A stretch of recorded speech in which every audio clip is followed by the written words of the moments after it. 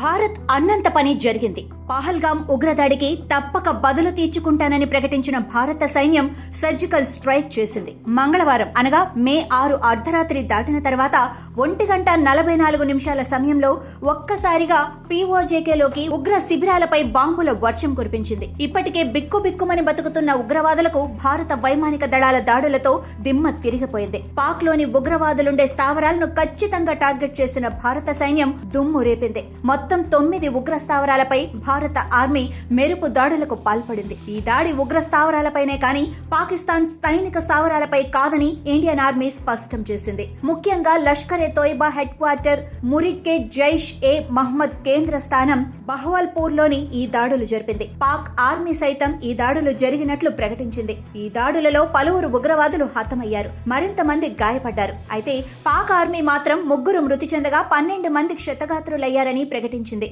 ఇదిలా ఉంటే బుధవారం అనగా మే 7న దేశవ్యాప్తంగా మాక్ డ్రిల్ నడుపుతున్న వేళ పాకిస్తాన్ ఆక్రమిత జమ్మూ కాశ్మీర్ లోని ఉగ్ర స్థావరాలపై భారత్ మెరుపు దాడి చేయటం గమనార్హం. ఆపరేషన్ సింధూర్ పేరిట భారత ఆర్మీ చేసిన ఈ దాడులపై రక్షణ మంత్రి రాజ్నాథ్ భారత్ మాతాకి జై అని ఎక్స్ లో పోస్ట్ చేశారు. భారత సైన్యం న్యాయం జరిగింది, జై హింద్ అని ట్వీట్ చేసింది. అయితే ఇదే దాడి అంశంపై పాకిస్తాన్ ప్రధాని షహబాజ్ షరీఫ్ సైతం స్పందించారు. మోసపూరితంగా శత్రువు తమపై దాడి జరిపిందని, ఈ దాడికి బదులు చెబుతామని ప్రకటించారు. ఈ ప్రకటన తర్వాత సరిహద్దుల్లోని పూంచ్ రజౌరీ సెక్టార్ లో పాక్ సైన్యం కాల్పులు జరిపింది. దీన్ని సమర్థవంతంగా తిప్పికొట్టారు భారత సైనికులు.